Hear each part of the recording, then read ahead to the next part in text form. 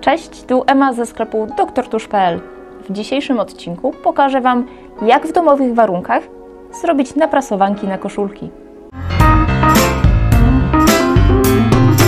Do przygotowania naprasowanki będziemy potrzebować drukarki atramentowej.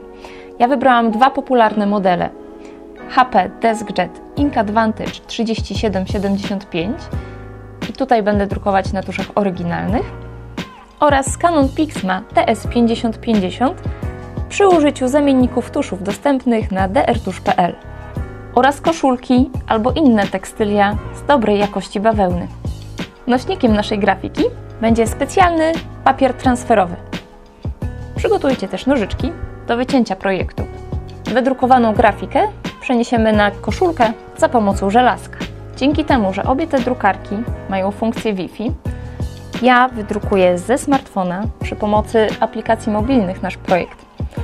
Wy oczywiście, jeśli chcecie, możecie użyć do tego celu komputera. Przygotowanie naszej naprasowanki zaczynamy od włożenia kartki do naprasowanek czystą stroną do drukarki. Ja będę drukować w formacie A5, dlatego też muszę dostosować suwakiem w drukarce rozmiar kartki. A w aplikacji mobilnej ustawiam konkretne ustawienia drukowania, czyli zmieniam rozmiar papieru, jak mówiłam, na A5, typ nośnika to jest zwykły papier i drukuję.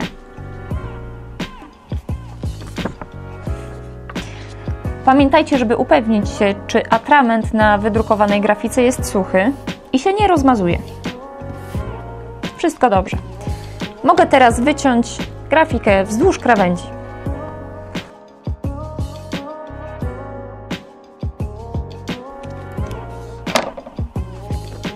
Gotowe. Przystępujemy do naprasowania naszej grafiki na koszulkę. Na początku, po rozgrzaniu żelazka, wyprasuję kawałek koszulki, żeby był ładny i gładki.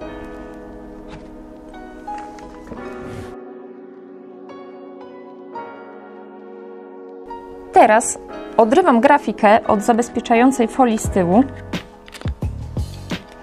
i przykładam w wybrane miejsce na koszulce. Żeby ją przyprasować żelazkiem, muszę nakryć ją kalką techniczną, żeby się nie spaliła. I kolistymi ruchami przyprasowuję do koszulki. Upewniam się, że każda część grafiki będzie dobrze przyprasowana. Mogę spróbować delikatnie oderwać kalkę, sprawdzając, czy grafika zostaje. Jak możemy zobaczyć, nasza naprasowanka wygląda super. Postępujemy analogicznie przy użyciu drukarki HP, w której są zainstalowane tusze oryginalne.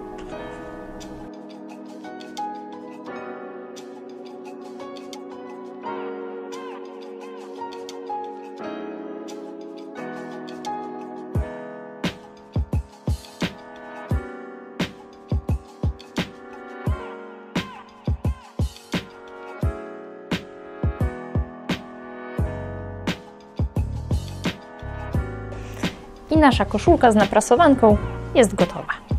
Specjalnie dla Was wybrałam obie koszulki, żeby sprawdzić, czy naprasowanki nie ulegną zniszczeniu.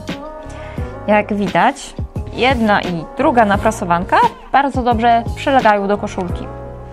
Możemy ewentualnie zauważyć pewną rozbieżność w nasyceniu kolorów obu grafik, jednak jest to związane z tym, że użyłam dwóch różnych modeli drukarek.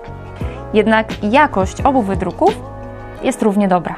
Podsumowując, wykonanie naprasowanki w domowych warunkach jest bardzo proste. Potrzebujemy do tego tylko drukarki atramentowej, specjalnego papieru transferowego oraz materiału bawełnianego, na którym chcemy zrobić tą naprasowankę. W komentarzu dajcie znać, jak wyszły Wasze naprasowanki. Jeśli podobał Wam się ten filmik, subskrybujcie nasz kanał.